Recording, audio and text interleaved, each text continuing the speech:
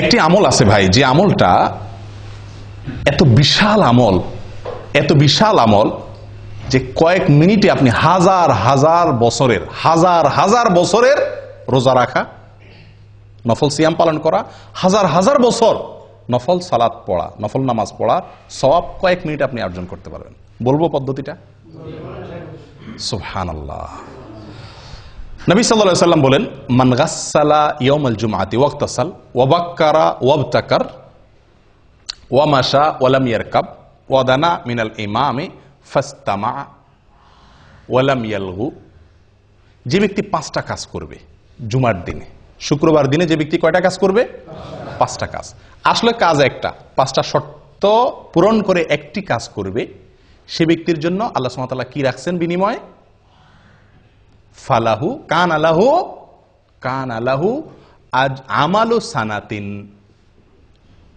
সানাতিন, তার জন্য 1 বছর আমল করার সওয়াব আল্লাহ তাআলা দিবেন। কান আলাহু বিকুল্লি খতওয়াতিন, প্রতি পদে প্রতি কদমে 1 বছরের আমলের সওয়াব। 1 বছরের কি আমলের সওয়াব সেটাও হাদিসে বলা হয়েছে, সিয়ামুহা ওয়া কিয়ামুহা আও কামা ক্বাল। 1 বছর নফল সিয়াম রাখলে, 1 বছর নফল নামাজ পড়লে যে সওয়াব হবে, 1 বছর 365টা নফল রোজা, 1 বছর তো 365 রাখাও যায় না, এই 1 বছরের নফল রোজা এবং 1 বছরের নফল নামাজের সওয়াব পাওয়া যাবে প্রতি কদমে।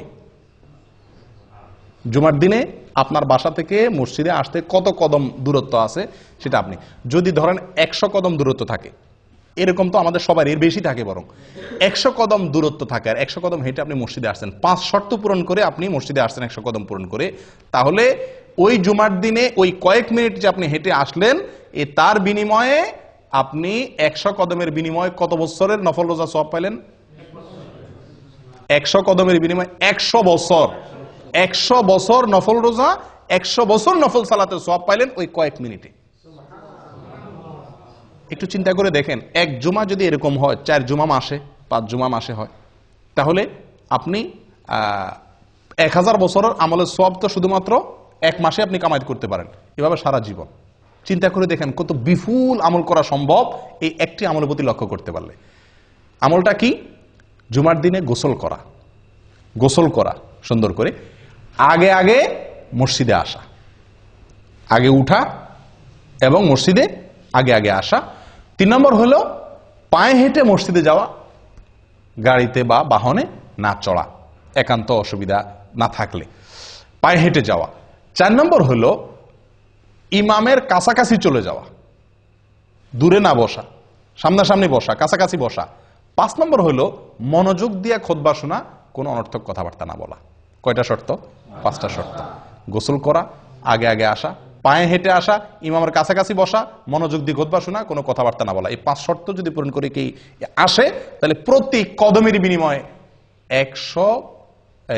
1 বছরের নফল সালাত, নফল সিয়ামের সওয়াব পাওয়া যাবে।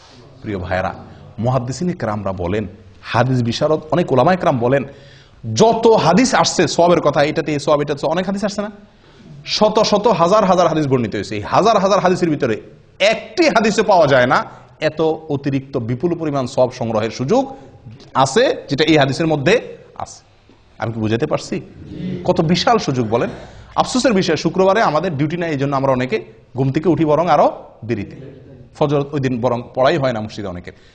আগে উঠতে হবে, আগে আসতে হবে, পায়ে হয়। 5টা শর্ত পূরণ করবেন, এই বিপুল সওয়াবের ভাগীদার হতে পারবেন। আল্লাহ তাআলা আমাদের সকলকে তৌফিক দান করেন।